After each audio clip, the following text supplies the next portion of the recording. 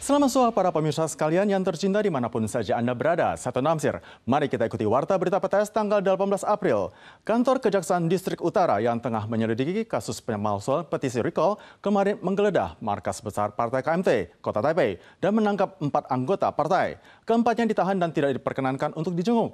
Partai KMT menggalang anggota partainya untuk melakukan aksi protes di depan kantor kejaksaan kemarin malam, sehingga menyebabkan terjadinya konfrontasi antara masyarakat dan aparat kepolisian.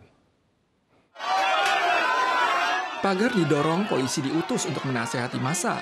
Ketua Partai KMT, Eric Chu, meminta anggota partai untuk berkumpul di kantor Kejaksaan Distrik Taipei tanggal 17 malam.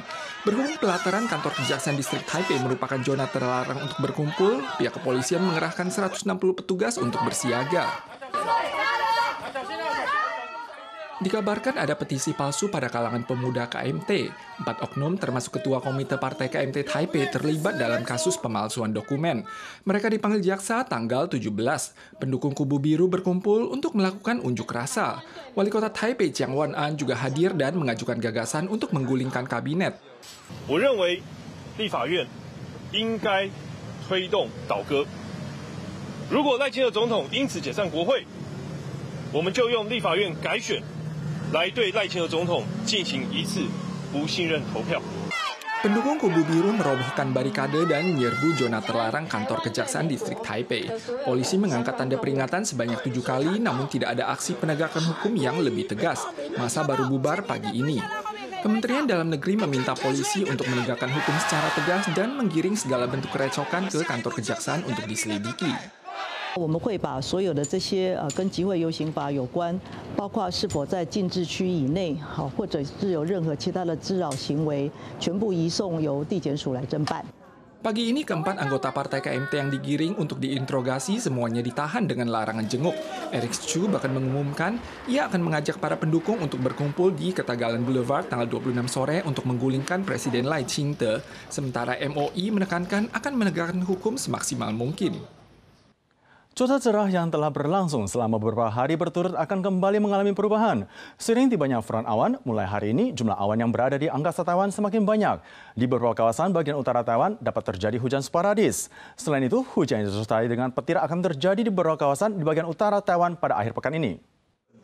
CWA menyampaikan akan ada badai front yang melintasi kawasan laut bagian utara. Cuaca menjadi tidak stabil, namun cuaca akan membaik pada hari Senin dan Selasa pekan depan. Mulai hari Rabu tanggal 23, akibat pengaruh front lain yang bertiup ke arah selatan, membuat hujan semakin kentara, sehingga mudah terjadi fenomena cuaca buruk. Pengaruh ini akan terus berlangsung hingga Sabtu tanggal 26.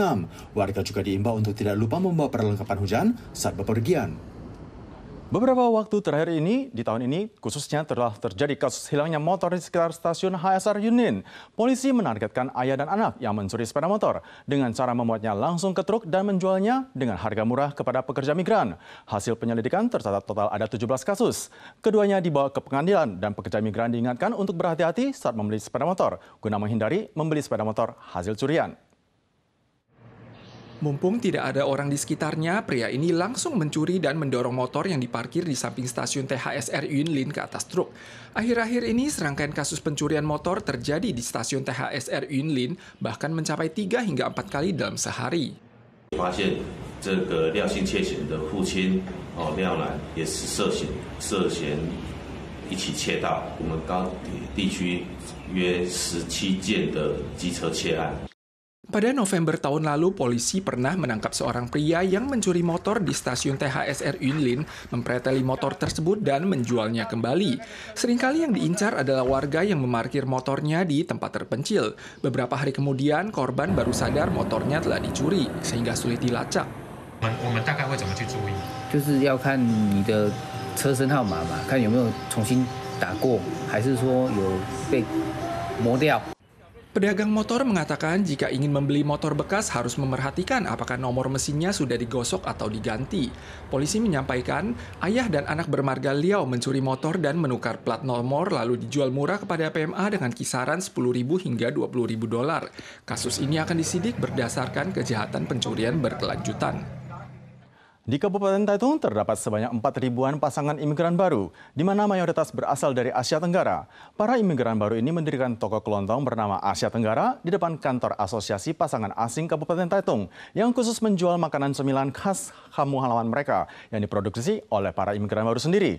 Upaya ini juga dimaksudkan untuk membantu mereka menghilangkan rasa rindu akan kampung halaman. Beras yang dicampur dengan bubuk kunyit dituang ke dalam loyang, tambahkan sedikit daging cincang, goreng hingga aromanya wangi, sajikan di atas piring, lalu bungkus dengan selada, daun mint, kemangi, ketumbar, dan timun, kemudian disantap dengan saus ikan. Panekuk ini merupakan camilan khas Vietnam Selatan. Berhubung proses pembuatannya rumit, kudapan ini jarang terlihat di toko-toko makanan ringan Vietnam di Taiwan. Namun inilah yang dirindukan oleh banyak pasangan Vietnam. 南越的小吃，所以平常是街上就会有人卖这些。对，很多。然后这个越南人就很喜欢吃。 Ada sekitar 4.000 pasangan asing di Kabupaten Taitung, mayoritas dari Vietnam, Indonesia, Thailand, dan Tiongkok. Asosiasi Pedagang Asing Kabupaten Taitung mendirikan toko kelontong Asia Tenggara di kantor mereka untuk menjual makanan khas kampung halaman yang dibuat oleh para imigran baru ini atau produk pertanian yang mereka tanam. 来做生意的有的一些是看时间了，所以就是礼拜三到礼拜六比较方便。抚慰我们的姐妹的一些思乡之情，她们也可以来这里寻找她们所熟悉的母国的家乡的味道。 Banyak imigran baru yang perekonomiannya kurang mampu. Penjualan produk di toko kecil ini kurang lebih bisa meningkatkan pendapatan mereka dan juga membantu mereka memperoleh pengalaman dalam hal berbisnis di masa mendatang. Presiden Amerika Serikat Donald Trump pada hari kemarin menyampaikan pendapatnya bahwa ia memprediksi kesepakatan perdagangan dengan pihak Tiongkok dapat tercapai dalam kurun waktu 3 hingga 4 pekan ke depannya. Trump mengakui akan adanya keraguan dalam kebijakan menaikkan kembali pajak yang ada, bahkan memberikan isyarat jika tarif berkemungkinan untuk diturunkan. Perang dagang Tiongkok dan Amerika masih terus berlanjut. Saat diwawancara oleh wartawan tanggal 17, Presiden Amerika Donald Trump berpendapat bahwa pihaknya telah mengirimkan sinyal tegas untuk kembali memulai negosiasi. Ia juga ragu akan kenaikan tarif selanjutnya dan memberikan isyarat jika dirinya mempertimbangkan untuk menurunkan tarif yang ada. Saat ini Amerika telah mengenakan tarif hingga 145% terhadap produk asal Tiongkok, di mana Tiongkok membalasnya dengan tarif sebesar 125%. Trump berpendapat bahwa kesepakatan perdagangan dengan Tiongkok dapat tercapai dalam waktu 3 hingga 4 minggu ke depan. Di saat yang sama, ia juga yakin kesepakatan perdagangan dengan Eropa dapat tercapai sebelum berakhirnya masa periode penangguhan tarif 90 hari. Para pemirsa sekalian, sekian warta berita dari PTS. Kita sual lagi di lain kesempatan. Sampai jumpa.